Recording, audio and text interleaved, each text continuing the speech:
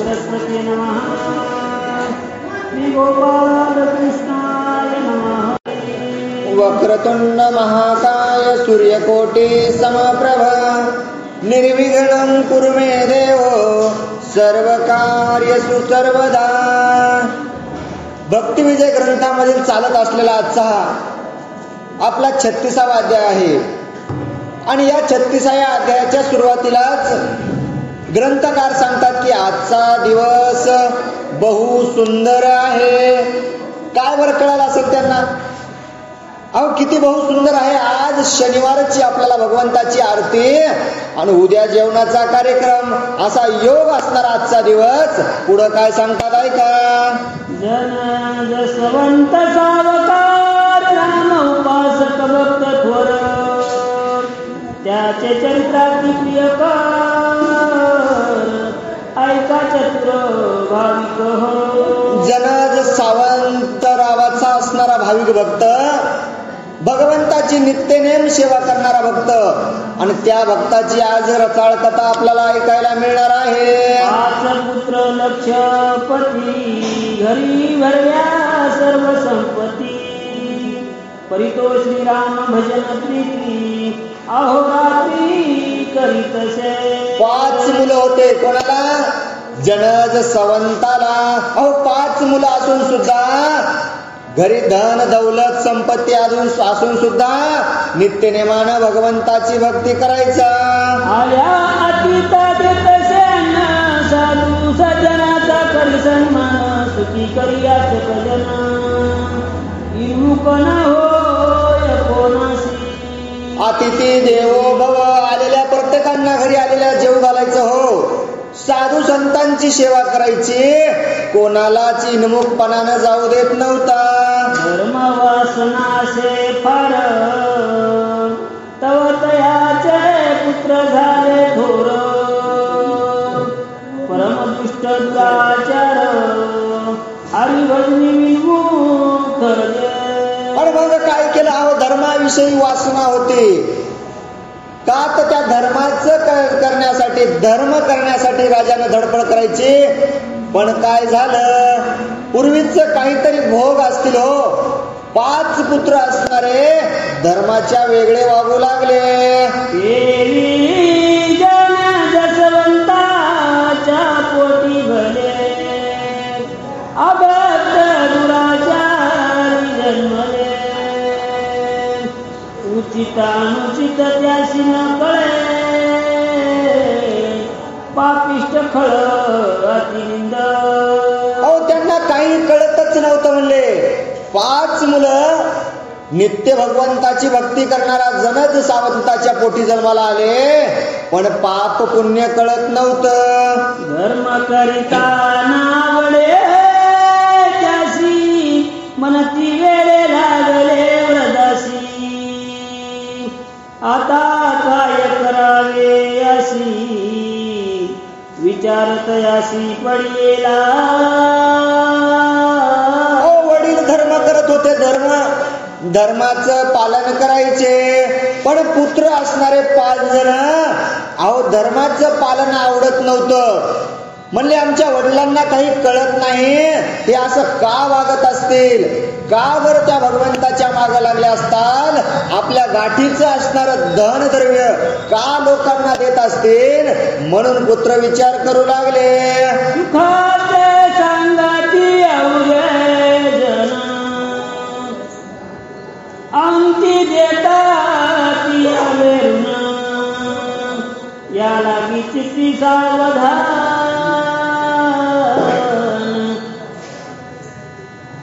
सर्व काळ असावे. सर्व काळ असावे. काय म्हणले? सगळे कोणात? सर्व सुखाचे सोय रे. अरे सगळे सुखाचा मायेचा बाजार आहे म्हणला. आणि याच्या मायेच्या बाजारामध्ये कोण आहे आपलं? नाही कुणाचे कुणी. तुझे नवे रे कोणी. अंती जाशील एकला प्राण्या जे माझे म्हणून. अरे बाबा म्हणला हा सगळा बाजार भरलेला आहे ना, हा सुखाचा बाजार आहे. जेव्हा आपल्यावरती दुःख येईल ना तर कोणीच कोणाचं नाही. जीवा आहे सावधान तो वर्णावे श्रीहरीचे गुण हस्ता सदा विष्णू पूजन निज निष्ठेने करावे. अरे जोपर्यंत तुझ्या जीवात जीव आहे, शरीरामध्ये प्राण आहे, हात चालतात ना, अरे तोपर्यंत भगवंताची पूजा कर. अरे पाय चालतात ना, पंढरीची वारी कर, मुखानं बोलता येतंय ना, भगवंताचं नामस्मरण कर. अरे मग काहीच नाही ना, अवघे करती हळहळ कसे स्वाना परिगत झाली. पाय असता हरी रंगणी नृत्य करावे निर्लज होनी कर्णासतावडी करोनी भक्त चरित्रे ऐकावी. भक्तांचं चरित्र ऐकायचं म्हणजे जोपर्यंत कान चांगले आहेत तोपर्यंत. मग एकदा ऐकून गेल्या अहो मग काही नाही म्हणले. अहो जोपर्यंत पाय चांगले आहेत तोवर नाचायचं. कुठं? हरिकीर्तनामध्ये नाचायचं. शरीरी शक्ती आहे फार तव यात्रेशी जावे वारंवार नेत्रात तार स्मितीवर आवडी करोनी पहावं. पंढरीशी जारे आल्यानो संसारा दिनाचा सोयरा पांडुरंग. अरे बाबा तुझ्या अंगामध्ये शक्ती आहे ना, वारंवार एकादशीची पंढरपुराची वारी कर. असं जन जसवंत जनी या परीचा बदल होनी धर्म करिता पुत्र कामिनी याची मनी नावडे. आणि मग अहो धर्म करायचा. काय आवडायचं? अहो फक्त तो भगवंत आवडायचा. मुलं बाळ पत्नी काहीच आवडत नव्हतं. त्यालाही आवडत नव्हतं. दानधर्म केलं मनती हा मुचा वैरी येणे बुडविली सावकारी मग काही धन ते अवसरी चोरुनिया ठेवले. आणि म्हणले काय झाले? म्हणले काय झाले आमच्या वडिलांना? अहो पिस लागले म्हणले, वेड लागले. वेड कोणाचं? त्या भगवंताचं येड लागलंय. याला काहीच कळलं म्हणले. मुलं आहेत, संसार आहे, बायको आहे, पण हा काय करते? सगळं धन वाटून टाकायला आहे. म्हणून मुलांनी काय केलं? थोडस धन चोरून बाजूला ठेवलं. म्हणून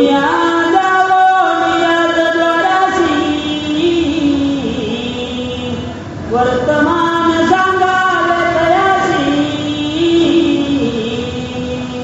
मारुती टाकावे पितयासी विचार मानसी दृढ केला. आणि मग सगळ्यांनी विचार केला. काय विचार केला?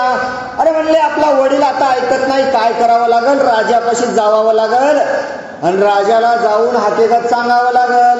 आणि हकीकत सांगून काय करावं लागल? म्हणले आपल्या वडिलाला मारावं लागल. कसं मारावं लागल?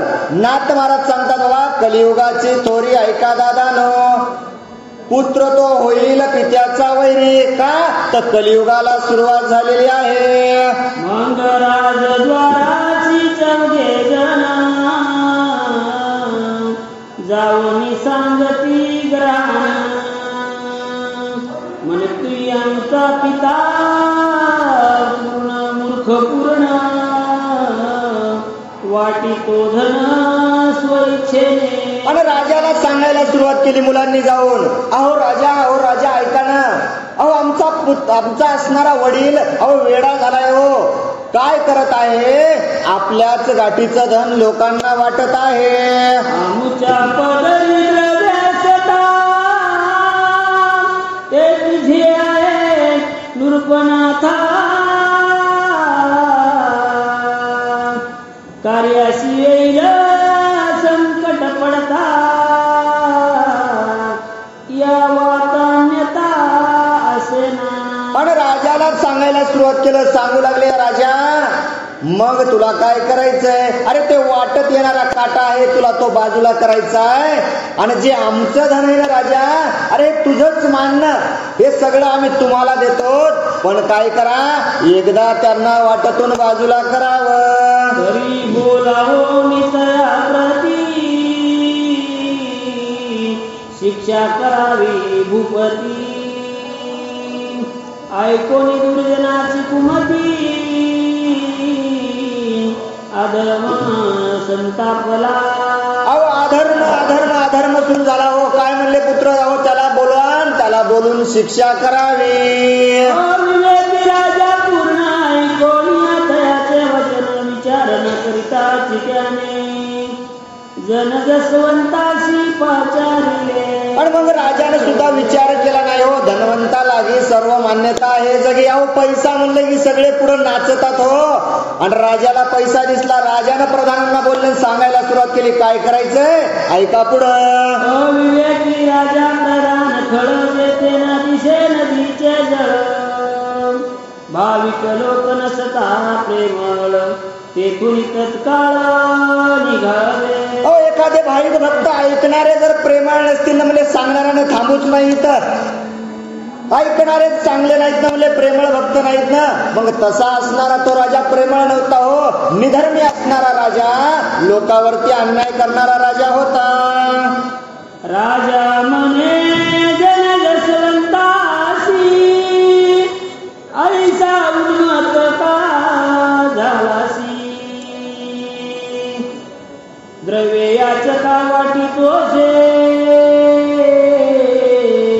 आपुल्या पुत्राशी न कळता. पण मग राजा सांगू लागला, अरे राजा ऐक ना ऐक ना, जनाज सावंता ऐक ना, अरे काय काय हे करीत आहेस तू?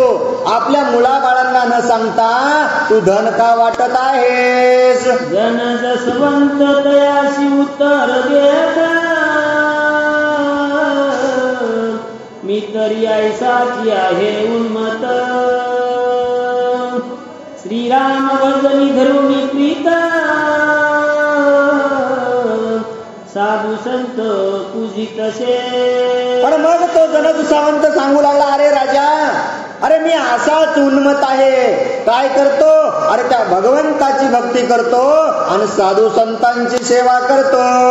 ऐसे ऐकोनिया वचन, राजा झाला क्रोधायमान. जैसा राव बोलता पिंजऱ्यातून, ससाना मनी संतापे. हो राजाला राग आला ना, राग आला म्हणला, काय गरज होती याला समजून सांगायलो ना मी. पण समजून सांगितल्याच्या नंतर सुद्धा हे ऐकत नाही ना. अहो राजाला राग आला, आणि राग आल्याच्या नंतर काय करतो ऐका.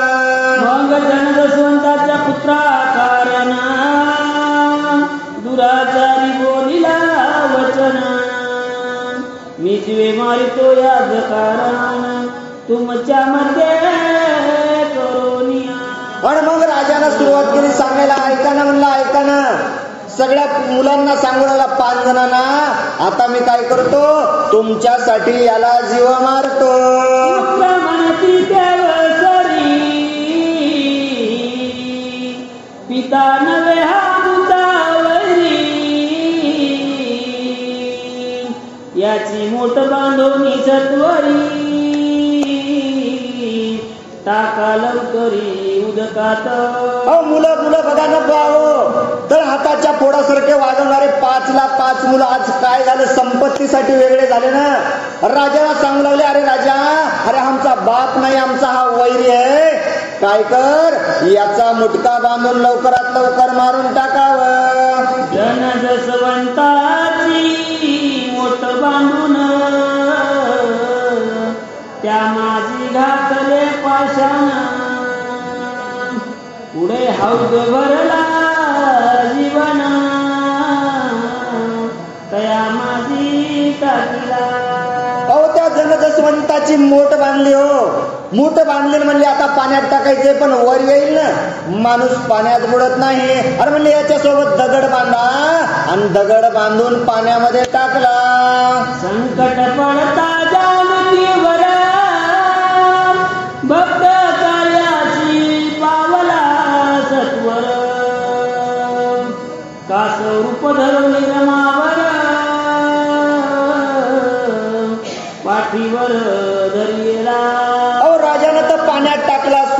दगड बांधला होता ना बुडण्यासाठी, देव तारी त्याला कोण मारी. अहो त्या भगवंताला आपल्या भक्ताची किवाली हो, आणि कासवाचं रूप धरून आपल्या पाठीवरती वागवू लागला. जन जसवंत मने रायासी, मजला रक्षिता ऋषिकेशी, स्तंभाविन आकाशाशी, जेने उचलो निघले. अरे जर सांगू नका त्या राजाला, अरे राजा ऐक ना ऐक ना, अरे तुझ्यासारखे किती जरी आले ना, अरे मला फरक पडणार नाही का, तर माझा रक्षण करणारा तो विटेवरचा मालक आहे राजा. अरे त्यानं मला एक बघ, कुठलाही आधार न घेता या पाण्यावरती त्यानं मला तरंगीत ठेवलेला आहे, तोच माझा पाठीराखा आहे. कुर्मरूप धरो जन जसवंताशी उतरून, अंतराळी धरले जाणं, प्रत्यक्ष पाहे आता तू. ऐक ना राजा, तू ऐक ना, बघ ना रे राजा, बघ तुझ्या नजरेनं बघ रे, लहान झाला माझ्यासाठी, अरे माझ्यासाठी कासव झाला रे ते राजा, आणि त्यानं मला बघ कसं आल्हाद उचलून धरलं आहे. ऐसे वचन ऐकोनी राजा अनुतापला मनी, उदकात उडी मारोनी, जन जसवंताशी काढी. हो खालून बोलू लागला ते राजा, बघ बघ म्हणला, मला कोणी मारू शकत नाही. राजाला तर राग आला ना, काय करावं म्हणला याला, पुन्हा पाण्यामध्ये उडी टाकली आणि त्याला वर काढलं. आपुल्या ते मोठं सोडून जन जसवंताचे धरले चरण, म्हणे माझा अपराध झाला, क्षमा करी भक्तराया. आणि बघा राजाला सुद्धा कळालं, म्हणला काय करणं, याच्या पाठीमागं देवच आहे साक्षात. आपणच बांधलेली मूठ सोडली आणि पाया पडून क्षमा मागू लागला. भिक्षा करून या पुत्राशी, मने शरण झाले पितयाशी, त्याही उत्तर धरून मानसी, लोटांगण घातले. अहो मग काय केलं म्हणले, तुम्ही आज्ञा दिली तिने मला वडिलांना मारायची. अहो त्या 5 मुलांना शिक्षा केली आणि म्हणला ऐका, अरे साक्षात भगवंताचा अवतार असणार दिसणारा तुमचा बाप आहे, तुमचा पाठीराखा असणार आहे, तुम्ही याला शरण जावं, यालाच दंडवत करावं. गुरुजीता कोण्या दिले, पित्यासी पूजिता निज भावे, श्रीराम भजनीला सवे, निज भक्त लागव देखोनी. आणि मग राजा सांगू लागला, अरे म्हणले सगळं सोडून द्या आता, ही परत बुद्धी विनाश कारण असते, म्हणजे तुमच्या बुद्धीत दोष आलता, आता सगळं सोडून द्या, आपल्या आईवडिलांची सेवा करा, आपल्या आईवडिलांचं पालन पोषण करा, आणि त्याचबरोबर भगवंताचं नामस्मरण करावं. आणि काही कासते जन, दुसरा सुरदास मदन मोहन, त्याचे चरित्र अति पावन, रसाळ गहन अवधान. अहो भगवंतानं त्या ठिकाणी जनसवंताचा कल्याण केलं हो, आणि त्याचे पुत्र सुद्धा सन्मार्गाला लागले हो श्रोतेजन हो. पण अजून एक असणारी रसाळ कथा आपल्याला या अध्यायामध्ये ऐकायला भेटणार आहे. त्या ठिकाणी असणारा सुरदास नावाचा भगवंताचा भक्त, त्या भक्ताची प्रेमळ कथा आपल्याला ऐकायला मिळणार आहे. अकबर राजा हस्तिनापुरी, त्याज पाशी करीत होता चाकरी, तो मथुरा देशीचा अधिकारी, केला सत्वरी रूपनाथे. अहो हस्तिनापूर ज्याच्या ताब्यात होतो, तो हस्तिनापुरावरती ज्याचं राज्य होतं ना, तो अकबर नावाचा राजा, आणि त्याच्या दरबारामध्ये सुरदास चाकरी करायचा हो. आणि चाकरी करत असताना मग अकबर राजाने सांगितलं, सुरदासा तुला काहीतरी जहागिरी देतो, कुठलं तरी तुला एखादं काम देतो, म्हणून मथुरा नगरीची जहागिरी सूरदास रावाकडे दिली. मथुरा गोकुल वृंदावन पुण्यक्षेत्र ही पुरातन जेथे श्रीकृष्ण अवतार धरून लीला संपूर्ण अहो त्या भगवंताच्या लीला, त्या भगवंतानं ज्या ठिकाणी लीला दाखवल्या ना, मथुरा गोकुळ वृंदावन, आणि या सगळ्यांची राजाची काय झाली जहागिरी कोणाकड सूरदासाकडे आली. भक्त वैष्णव पुण्यवंता वैरागी बहुत नांदती तेथ संसारी होनी विराता भजनी त्वरित लागले. आणि म्हणून त्या ठिकाणी असणारे वैष्णव भक्त किती पुण्यवंत आहेत हो. त्या भूमीमध्ये राहणारे भक्तजन अहो त्या भगवंताची सेवा करतात, संसार करून सुद्धा भगवंतामध्ये तल्लीन राहतात. वैष्णवासी देता वस्त्रान त्रात होतसे जग जीवन देवी मातेचे गर्भ संपूर्ण तृप्त होय. अहो त्या वैष्णवांना अन्न वस्त्र देत असताना अहो भगवंत सुद्धा त्या ठिकाणी आनंदित व्हायचा. आणि असा सूरदासाचा कार्यक्रम आता सुरू झाला होता. पुत्राचा विजय ऐकोनिकानी पिता सुखाव्या पुऱ्या मनी देवी निज भक्तासी पूजिता कोणी चक्रपाणी संतोषे. अहो एखाद्यानं आपल्या पुत्राचा विजय ऐकावा, आपल्या पुत्राची स्तुती ऐकावी की बाबा आपला पुत्र या ठिकाणी गेला होता, या कार्यासाठी गेला होता, त्याला त्या कार्यामध्ये यश आलं. अहो त्यानं परीक्षा दिली, त्या परीक्षेमध्ये पास झाला, आज तो पोलीस मध्ये भरती होणार आहे. अशी जेव्हा वार्ता एखाद्या वडिलांच्या कानावरती येते ना, किती आनंद वाटतो हो मनाला, किती सुख मनाला वाटतं. तेवढंच सुख भगवंताला वाटतं की काय एखाद्या भक्तानं, माझ्या या भाई भक्तांनी काय करावं, या संतांची सेवा करावी. आणि संतांची सेवा केल्याच्या नंतर त्या भगवंताला आनंद होतो. ही मुळाशी जीवन घालिता प्रीती शाखा अवघ्याची टवटवती देवी निज भक्तासी पूजिता प्रीती वैकुंठपती उल्हासे. अहो वैकुंठपती त्याला आनंद होतो हो म्हणले.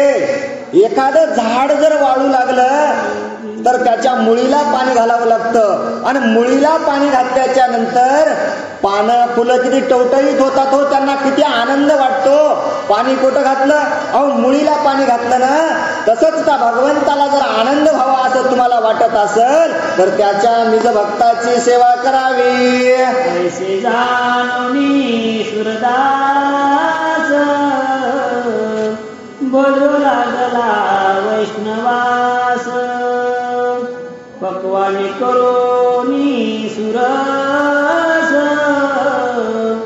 जेववी संतास निज प्रीती. आणि मग सूरदासाचं कार्य हेच होतं ना.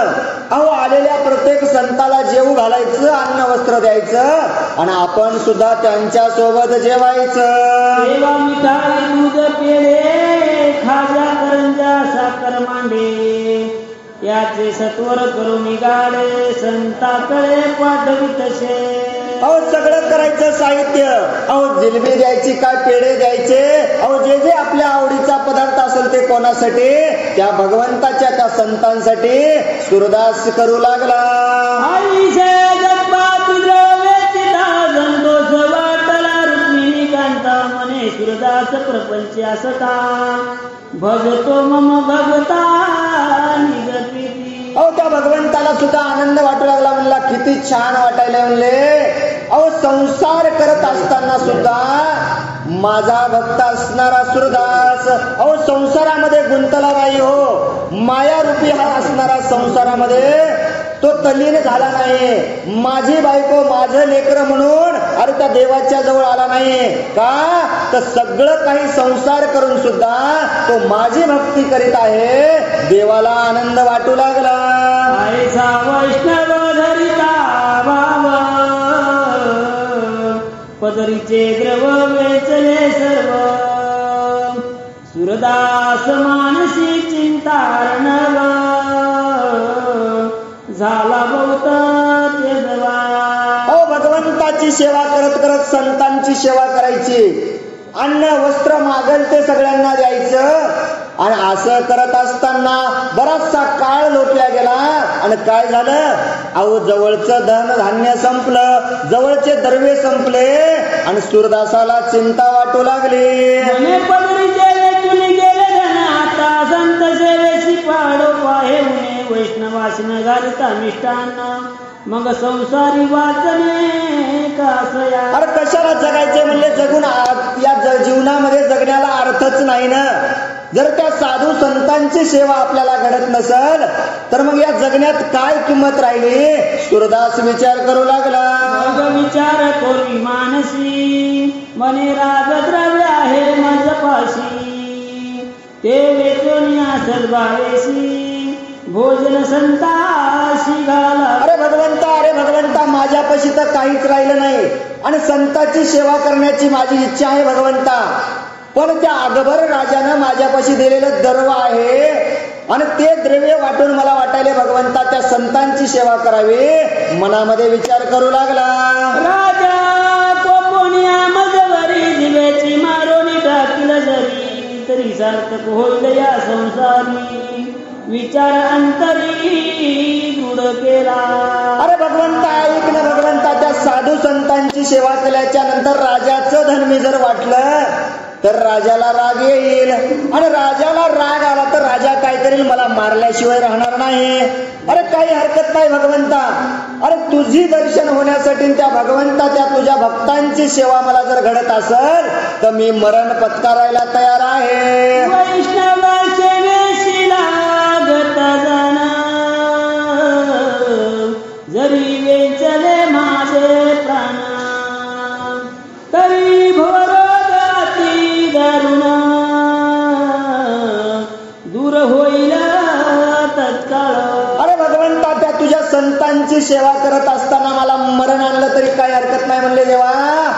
अरे तो भयरोग झालेला माझा काय होईल, दूर होईल. ऐसा करून या विचार होडिले राजद्रव्य भांडार. वैष्णव सेवेशी अति तत्पर निश्चय थोर धरिला. अरे काही हरकत नाही म्हणला भगवंता. आता काय करतो, राजाचं असणारं द्रव्य भांडार फोडलं आणि काय केलं, पुन्हा पहिल्यासारखीच साधू संतांची सेवा करू लागला. नाना परिचय पकवाने करून निघाली संतासी भोजना. मथुरा गोकुळ वृंदावना त्या स्थळी संत जना तृप्त केले.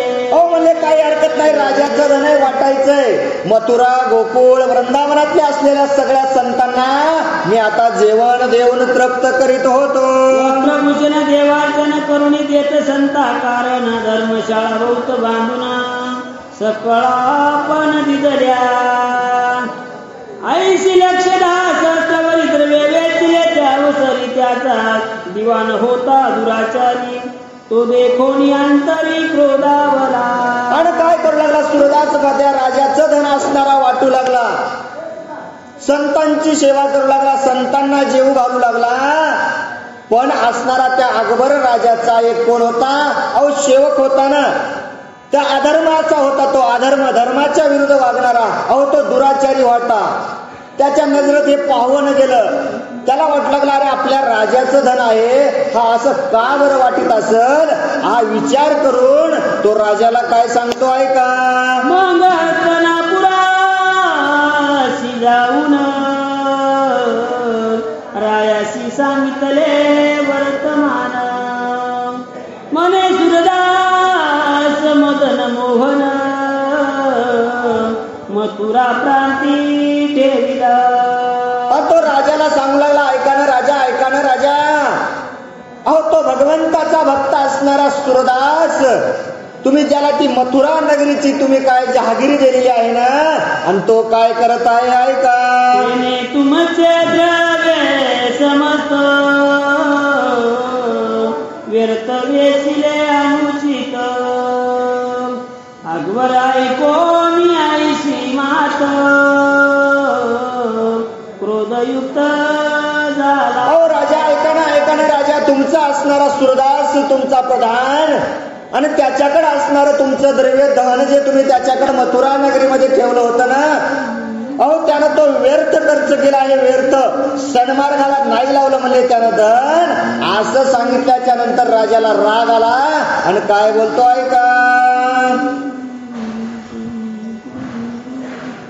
तैसे वैष्णवासाठी द्रव्य वेचिले,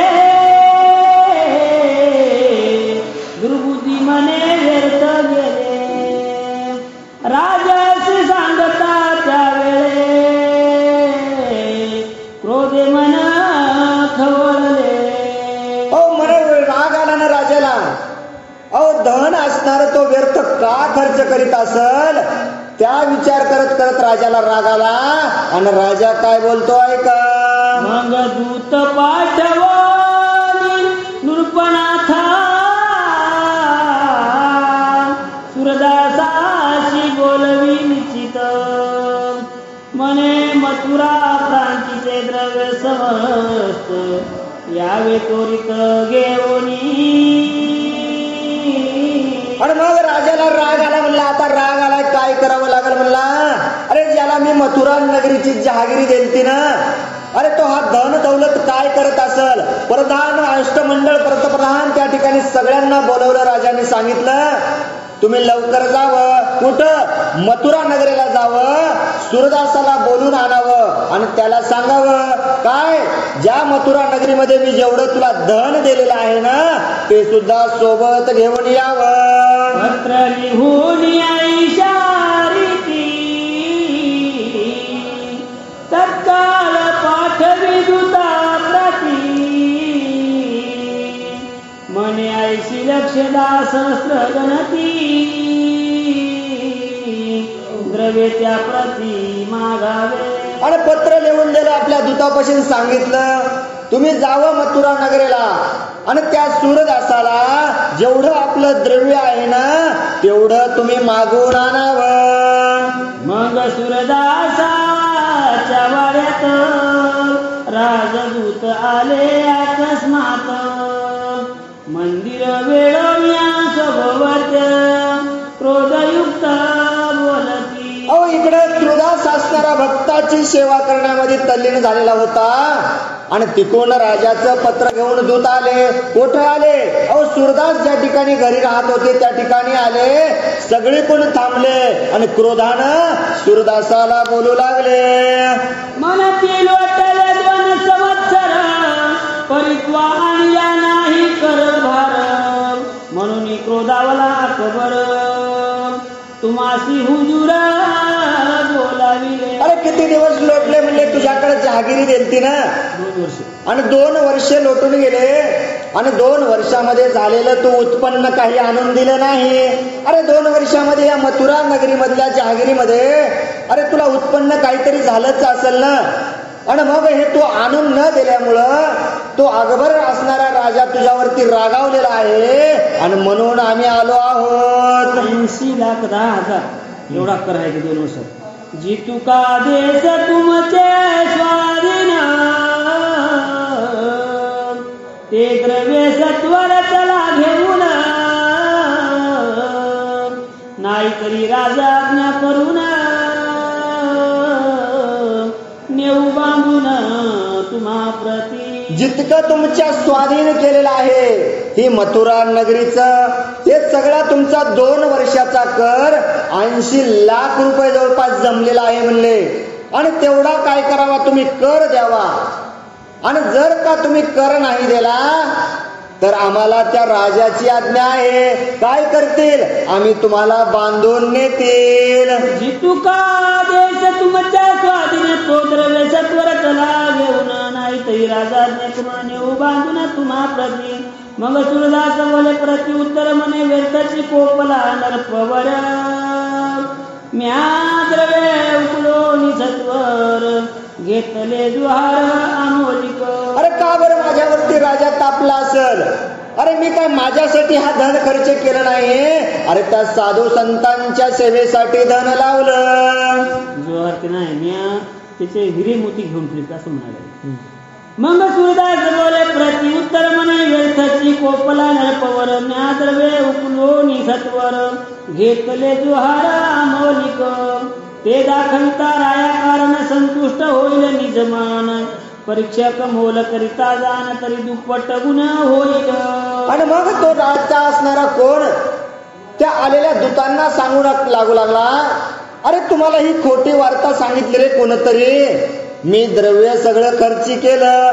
अरे अनमोल असणारे मी रत्न त्या द्रव्यामधून घेऊन ठेवलेले आहेत आणि ते जर का रत्न त्या राजाला दाखवले, अरे त्याचा दुप्पट दाम येणार आहे. सूरदास बोलू लागला, ऐसे सांगोनी तया प्रती सदनात गेला एकांती दोन संदुका कांते हाती सत्वर गती आणविल्या. आणि सगळ्यांना सांगू लागला. सांगत सांगत म्हणला ठीक आहे म्हणला, सगळं काही देऊत ना म्हणला, काही हरकत नाही. आपल्या घरला निघून गेला आणि सांगितलं, अगं ऐक ना, अगं आहेस का घरात, बाहेर ये, थोडं काम आहे. आणि आपल्या बायकोला सांगितलं तू काय कर, मोठ्या असणाऱ्या 2 पेट्या संदक घेऊन ये बरं. गारा भरणी तयात राजाशी पत्र लिहिले त्वरित म्हणे साधू संती द्रव्य समस्त वेचिले सत्य नृपणाता. आणि त्या संदकात काय ठेवलं? अहो धनच राहिलं नव्हतं ना, काय ठेवायचं? अहो त्याच्यात गारा ठेवल्या, गारा. आणि राजाला पत्र लिहिलं काय, अरे राजा तुझं जे धन आहे ते मी सन्मार्गाला लावलेलं आहे आणि साधू संतांची सेवा केली आहे. 80 लक्ष 10 सहस्त्रवरी द्रव्य वेचोनी छतपात्री सूरदास पळाले अर्ध्या रात्री 80 पत्री लिहिले. आणि पत्रामध्ये लिहिलं, राजा तुझं धन माझ्याकडे किती जमा झालत? 80,10,000. आणि एवढं धन माझ्याकडे जमा झालत, एवढं धन मी खर्ची केलेलं आहे असं पत्र लिहून ठेवलं. आणि सूरदास नावाचा पळून गेला हे सुद्धा पत्रात लिहिलं. संदुकात पत्र घालोनी सत्वरी कुलप ठोकिले त्यावसरी आपल्या नावाची मोहरवरी केली झडकरी त्या समयी. आणि मग त्या संदुकाला सांगितलं कुलप लावले. आणि कुलप लावून वरी काय केलं, आपला शिक्का मारला, आपली सही केली. हो का तर म्हणले कोणाला लॉक खोलता येऊ नये, इकडच पेट्या उघड्या तर दुसराच आमदार निवडून येईल ना. आणि म्हणून काय केलं, हे सगळं बंदोबस्त केला. आणि पुढं काय करतात ऐका, राजदूत द्वारी बैठले देखा त्यांच्या जवळ नेऊन तिथल्या संदुका म्हणे अमूल्य वस्तू घेऊन याने का ठेविल्या होत्या मंदिरी. आणि बाहेर आले, बाहेर त्या अकबरांचे असणारे दूत तिथं होते, सेवक होते. आणि त्यांच्या जवळ आणून संदूक दिले आणि सांगू लागले, अरे जेवढे मी माझ्याकडे धन होतं ना तेवढं खर्ची केलं ना, त्याच्या अमूल्य अशा वस्तू मी घेऊन ठेवलेल्या आहेत आणि त्या या संदकामध्ये आहेत. राजदर्शनाशी यावे त्वरित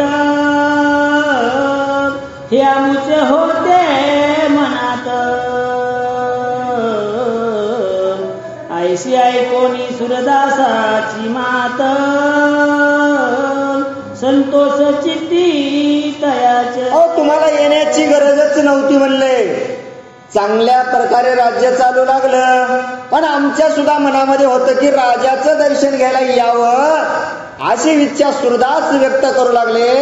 आणि त्या आलेल्या दूतांना सुद्धा मनामध्ये आनंद वाटू लागला.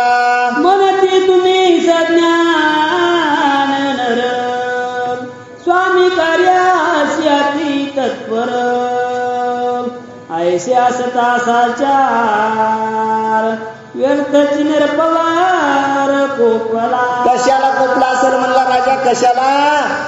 गरजच नव्हती ना राजानं माझ्यावरती कोपायला. तुम्ही असणारे चांगले गडी हत्याचे. अहो तुम्ही राजाची सेवा करणारे चाकर किती चांगले आहात हो. आणि तुमच्यासारखे असे एकापेक्षा एक पराक्रमी राजाच्या जवळ असल्याच्या नंतर राजा का बरं माझ्यावरती कोपला असल? सूरदास मनात विचार करू लागले. नाना परीचे पक्वान करून सूरदास दुतासी घातले भोजन सकळासी वस्त्रभूषण देऊन संतुष्ट मनात केले. आणि काही हरकत नाही म्हणले, राजानं जर तुम्हाला पाठवलंच आहे ना मग आजच्या रात्री इथंच राहावं. नाना प्रकारचे पक्वान्न अन्न तयार करले, त्यांना सुद्धा वस्त्र अलंकार दिले आणि ज्यांना सांगितलं तुम्ही या ठिकाणी जेवण करावं आणि रात्रीचा मुक्काम याच ठिकाणी करावा. निद्रा करोनी तया प्रती सूरदास पळाले अर्ध्या राती अरण्यात जाऊन सत्वर गते भजन प्रीती करीतसे. ओ सगळ्यांनी जेवण केले हो. रात्रीचा मुक्काम इथं करायचंय म्हणले आणि सकाळी द्रव्य आपल्या जवळ असणारे हे संध घेऊन जायचंय ना. निवांत असणारे ते दूत त्या ठिकाणी झोपले. रात्रीची वेळ पाहिली आणि सूरदासाने काय केलं, सगळे ज्या वेळेस निद्रेत होते ना त्यावेळेस तिथून पळ काढला आणि वनामध्ये जाऊन भगवंताचं नामस्मरण करू लागले. करुण गेली सकळ यामिनी तो उदयासी आला वासर मनी राजदूत सत्वर उठोनी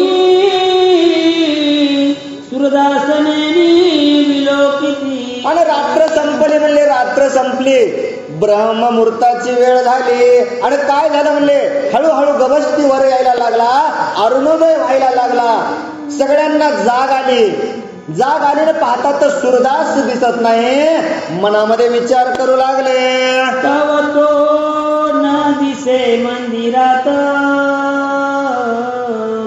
धुंडोनी पाती नगरात ग्राम प्रदेशी अरण्यात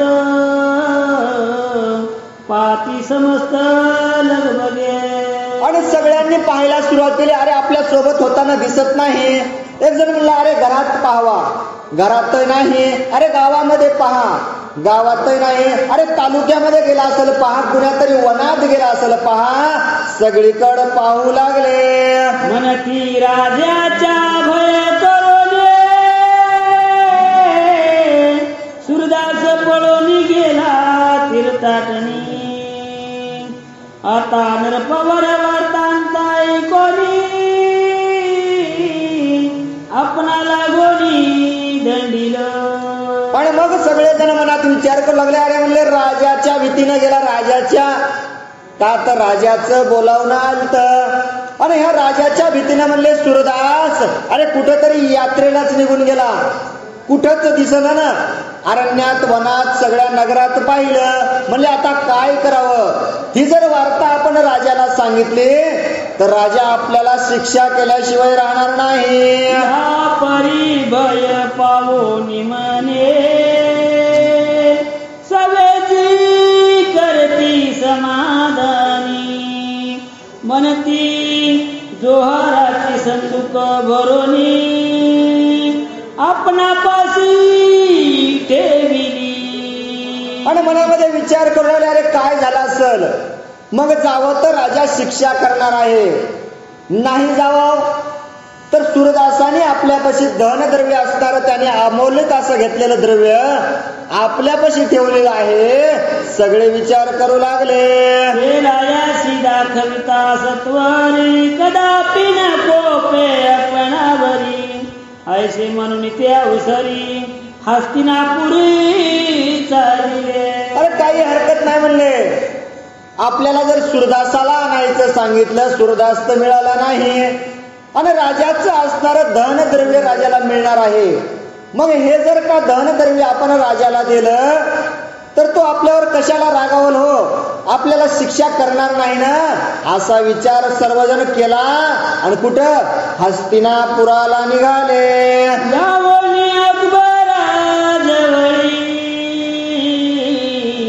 व्रतांत निवेदन केला सकळी, संदूक काढली तत्काळी,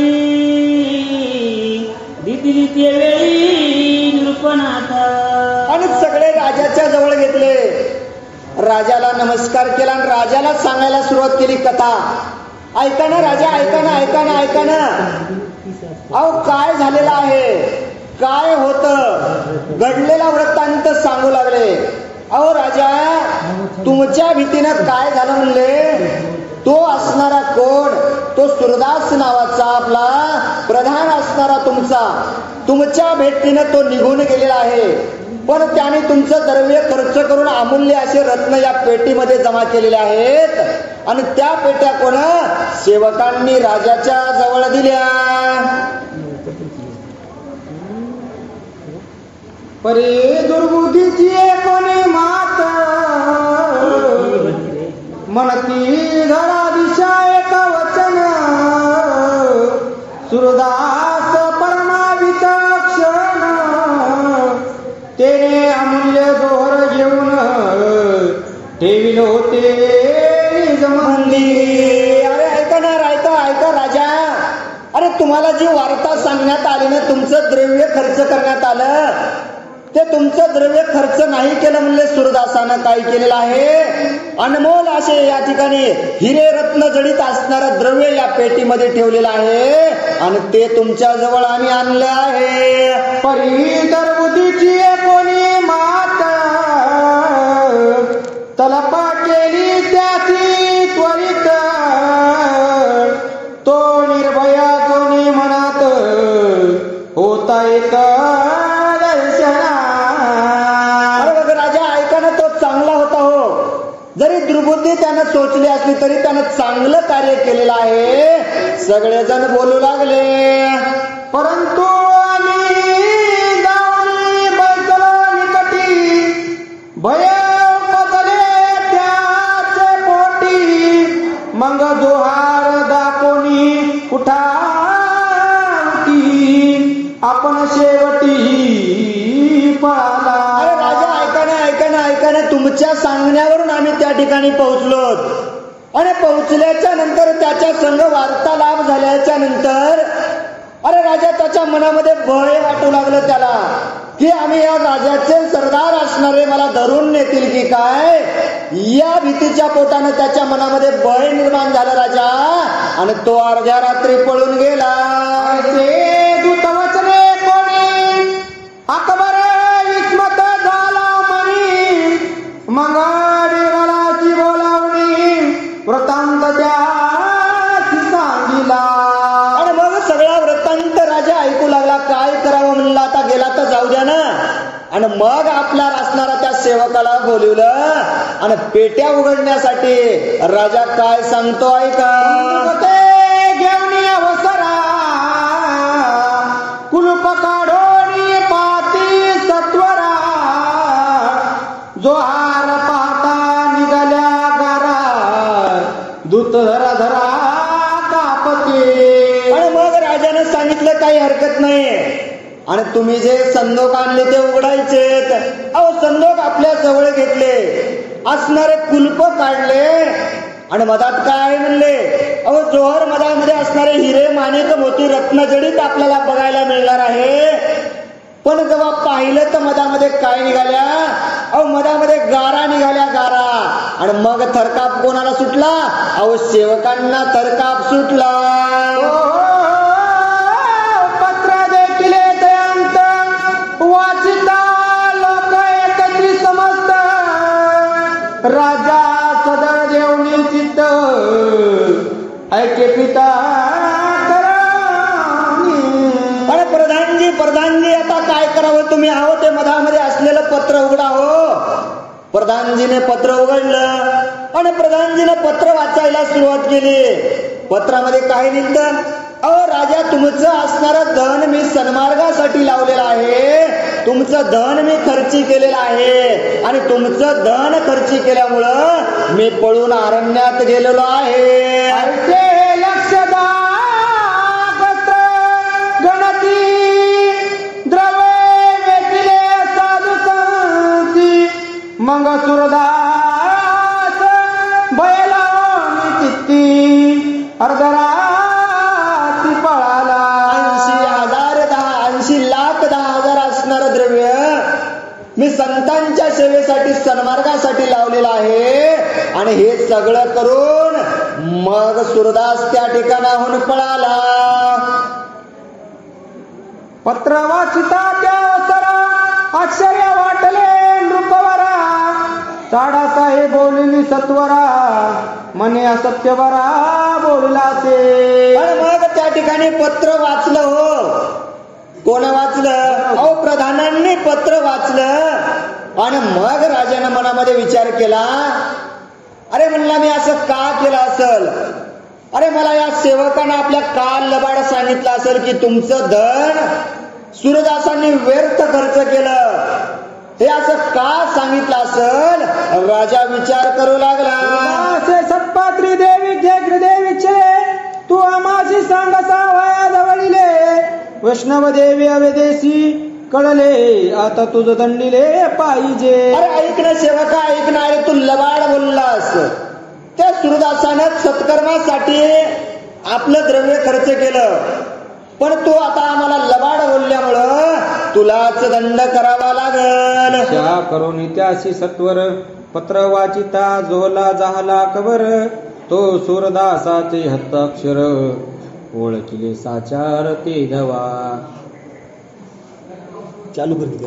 नाही आवाज कमी केलाय ते, म्हणजे तेच तुला लागले आवाज तुला लागते आपलं तुला कमी शिट्टी मारायला होती तू लस जोरात वाचायला. अश्रू पातले नयनी प्रधानाची बोले मधुर वचनी मनसे सूरदासा एका सवकजनी दोंडिता त्रिभुवनी मिळेना. बोले मधुर वचनी मने सूरदासा एका सेवकजनी दुंडिता त्रिभुवनी मिळेना.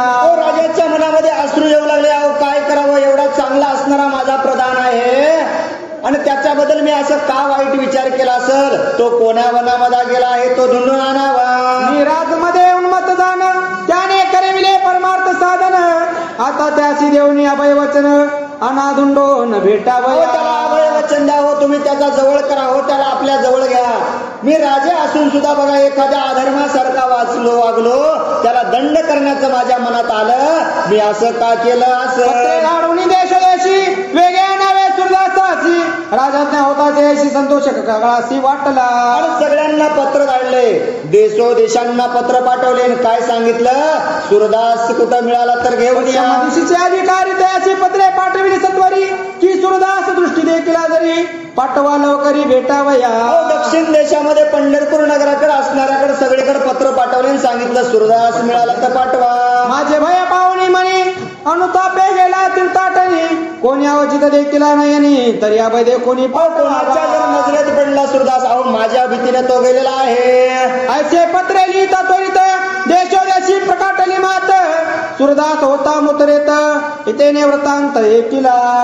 आणि मग म्हणले आता काय करावं? देशोदेशामध्ये पत्र धाडले, कुठंच भेटायला तयार नाही. विस्मित झाला अंतकरणी मने रायाची कृपा उजळली म्हणी नकळे ईश्वराची करणी चक्रपाणी कृपाळू.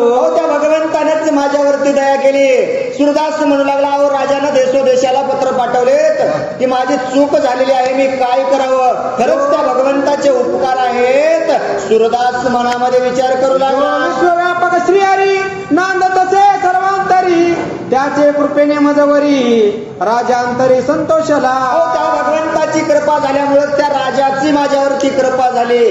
तो भगवंत असणारा प्रत्येकाच्या हृदयामध्ये नांदत आहे. मग समाधान मानणे स्वस्त हस्तना पुराची गेला त्वरित राजदर्शने होताची देत तोर सन्मान पावला.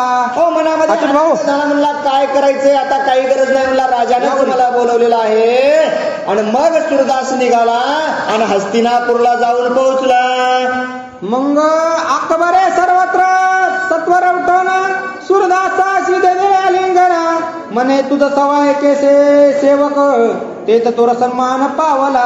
आणि मग राजाचा अधिकार होता आणि राजानं निमंत्रण दिलं होतं. आणि मग राजानं निमंत्रण दिल्याच्या नंतर जेव्हा सूरदास हस्तिनापुरामध्ये आले, अहो तो राजाचा असणारा प्रधान होता.